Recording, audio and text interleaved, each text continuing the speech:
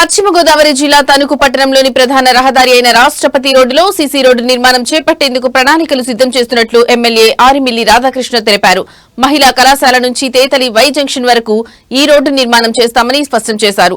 గత నెల తణుకు నియోజకవర్గ విస్తృత స్థాయి సమావేశంలో తీసుకున్న నిర్ణయాల్లో భాగంగా మండల పట్టణ కమిటీల సమావేశంలో చర్చించిన అంశాలపై ఎమ్మెల్యే రాధాకృష్ణ సమీక్షించారు. ఈ సందర్భంగా ఆయన మాట్లాడుతూ సమీక్షా సమావేశాల్లో తీసుకున్న నిర్ణయాల్లో భాగంగా ఆయా వార్డుల్లో అమలవుతున్న సంక్షేమ పథకాలు, జరుగుతున్న అభివృద్ది కార్యక్రమాలపై తీసుకున్న నిర్ణయాలు అభినందనీయమని చెప్పారు. గతేడాది మార్చి 15న ముఖ్యమంత్రి చంద్రబాబు నాయుడు తణుకు వచ్చిన సందర్భంలో ఇచ్చిన హామీ మేరకు రాష్ట్రపతి రోడ్డు సీసీ రోడ్డు నిర్మాణం జరుగుతుందని స్పష్టం చేశారు. గత నెల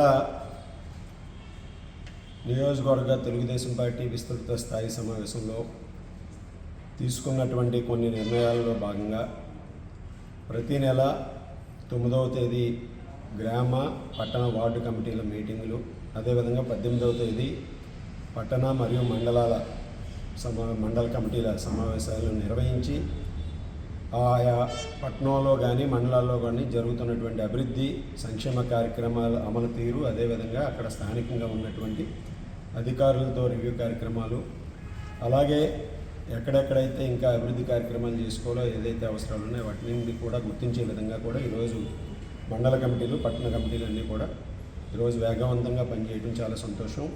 ఈరోజు 18 ఫిబ్రవరిన అన్ని మండలాలు, పట్టణాలు మీటింగులు, సమావేశాలు జరగడం, అదే ముఖ్యంగా తణుకు పట్టణ కమిటీ వెంకటకృష్ణ గారు, పట్టణాధ్యక్షులు వెంకటకృష్ణ గారి అధ్యక్షతన జరిగినటువంటి సమావేశంలో ఈరోజు పట్టణంలో 20 నెలలుగా జరిగినటువంటి అభివృద్ధి సంక్షేమ కార్యక్రమాలను రివ్యూ చేయడంతో పాటుగా భవిష్యత్తులో ఏదైతే ఇక్కడ అవసరాలు ఉన్నాయో వాటిని అన్నింటినీ కూడా తీర్చిదిద్దే విధంగా వారు అన్నీ కూడా చర్చించి ఈరోజు ఒక మెమోరాండం టైప్లో నాకు కూడా అందించడం జరిగింది.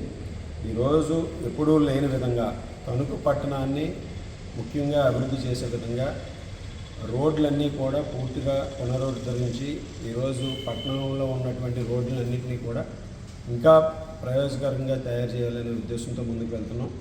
ఈరోజు పట్టణంలో ఉన్నటువంటి అన్ని రోడ్లని కూడా సిమెంట్ రోడ్ల నిర్మాణం చేసే విధంగా, ముఖ్యంగా వేల్పూర్ రోడ్లో గత ప్రభుత్వంలో 2014-19లో మేము అధికారంలో ఉన్నప్పుడు నరేంద్ర సెంటర్ వైండింగ్తో పాటుగా కప్పలంకన సెంటర్ వరకు కూడా సిమెంట్ రోడ్డు నిర్మాణం చేసాం. ఈరోజు దానికి కంటిన్యూస్గా సిమెంట్ రోడ్డు నిర్మాణం కప్పలంకన సెంటర్ నుంచి వీరనారాయణ థియేటర్ వరకు కూడా వెంకటకృష్ణ కన్వెన్షన్ సెంటర్ వరకు ఇప్పుడు మొదటి దశలో సిమెంట్ రోడ్డు నిర్మాణం కూడా త్వరలోనే పనులు ప్రారంభించి పూర్తి చేస్తాం. అదేవిధంగా రాజీవ్ గాంధీ సర్కిల్ నుంచి ఏదైతే ఈరోజు రైల్వే స్టేషన్ వరకు గత ప్రభుత్వంలో మేము అధికారంలో ఉన్నప్పుడు సిమెంట్ రోడ్డు నిర్మాణం చేసాం. ఈరోజు రైల్వే స్టేషన్ నుంచి మన కోయాక్సల్ రోడ్డు, అదేవిధంగా హైవే వరకు కూడా సిమెంట్ రోడ్డు నిర్మాణానికి నిధులు మంజూరు చేయడం జరిగింది. రైల్వే స్టేషన్ రోడ్డు నిర్మాణాన్ని పూర్తి చేసుకున్నాం. అక్కడి నుంచి కోయాక్సల్ రోడ్లో కూడా పూర్తి చేసి హైవే వరకు కూడా రాజీవ్ గాంధీ సర్కిల్ నుంచి కోయాక్సల్ రోడ్డు హైవే వరకు కూడా సిమెంట్ రోడ్డు నిర్మాణం పూర్తి చేసుకోబోతున్నాం. అదేవిధంగా గౌరవ ముఖ్యమంత్రి చంద్రబాబు నాయుడు గారు మార్చి 15వ తేదీన మన తణుకు రావడం జరిగింది. అప్పుడు వారు ఇచ్చినటువంటి హామీ మేరకు త్వరలోనే మనకి ఉమెన్స్ కాలేజీ నుంచి తేతలి వై జంక్షన్ వరకు కూడా సిమెంట్ రోడ్డు నిర్మాణానికి నిధులు సాధించే విధంగా కూడా వారు హామీ ఇచ్చారు. అది త్వరలోనే మంజూరు అయ్యే అవకాశాలు ఉన్నాయి. దాన్ని కూడా నిర్మాణం పూర్తి చేస్తాం. దాంతోపాటుగా ఈరోజు మున్సిపల్ ఆఫీస్ నుంచి డిఎల్కే రోడ్డు నిర్మాణానికి సంబంధించి 3,20,00,000 రూపాయలు త్వరలోనే నిధులు కూడా మంజూరు అవుతున్నాయి.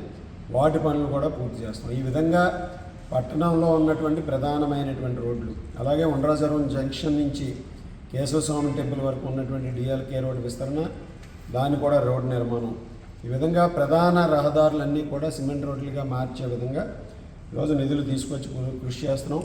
అలాగే డ్రైనేజీల నిర్మాణానికి పెద్ద ఎత్తున నిధులు ఇవ్వడం జరుగుతుంది. అలాగే పార్కుల అభివృద్ధికి పెద్ద ఎత్తున నిధులు ఇవ్వడం జరుగుతుంది. ఈరోజు పట్టణంలో భవిష్యత్తులో కూడా గత ఎన్నికల్లో నేను స్పష్టమైనటువంటి మన ఒక ప్రణాళిక ప్రకారం అభివృద్ధి చేసే విధంగా కూడా మేనిఫెస్టో, ఇక్కడ స్థానికంగా నేను స్థానిక శాసనసభ అభ్యర్థిగా ఆ రోజు మేనిఫెస్టోలో కూడా స్పష్టంగా ఏదైతే ఆ మేనిఫెస్టోలో పెట్టామో దానికి